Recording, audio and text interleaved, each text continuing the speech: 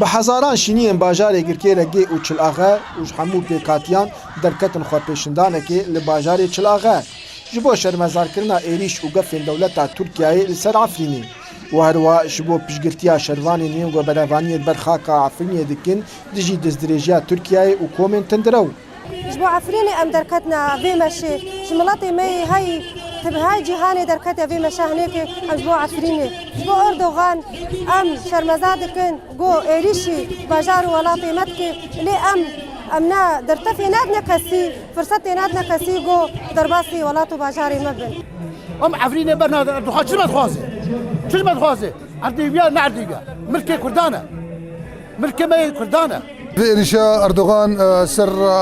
الشعبي ملطمة عفريني وعين عربي ومنطقة محدود قش أزفيتشي قبولناكن ومعارضة سرفيتشتي وتجارة أنفيتشي قبولناكن خواپêşindanan slogan avêtin û qîrkirin got Efrînê bibe goristana dagirkeran û em ji dev Efrînê bernadin û herwa daxwaz civata navdewletî kirin got sînorekî ji dewleta Tirkiyeyê deynin.